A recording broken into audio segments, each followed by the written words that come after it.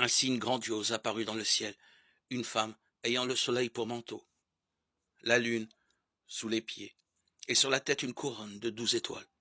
Elle était enceinte, et elle criait, torturée par les douleurs de l'enfantement. Un autre signe apparut dans le ciel, un énorme dragon rouge-feu avec 7 têtes et 10 cornes, et sur chaque tête un diadème. Sa queue balayait le tiers des étoiles du ciel et les précipita sur la terre. Le dragon se tenait devant la femme qui allait enfanter, afin de dévorer l'enfant dès sa naissance.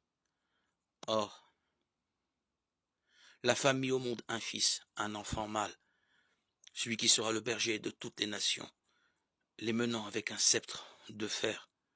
L'enfant fut enlevé auprès de Dieu et de son trône, et la femme s'enfuit au désert, où Dieu lui a préparé une place pour qu'elle y soit nourrie pendant 1260 jours. Il y eut alors un combat dans le ciel,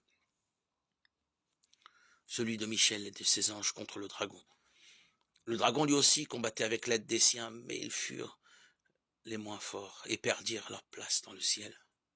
Oui, il fut rejeté, le grand dragon, le serpent des origines, celui qu'on nomme démon et Satan, celui qui égarait le monde entier. Il fut jeté sur la terre et ses anges avec lui.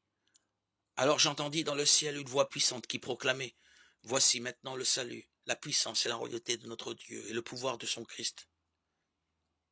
Car l'accusateur de nos frères a été rejeté, lui qui les accusait jour et nuit devant notre Dieu. Et eux, ils l'ont vaincu par le sang de l'agneau et le témoignage de leurs paroles dépassant l'amour d'eux-mêmes. Ils sont allés jusqu'à la mort. » Apocalypse 12, 1, 11.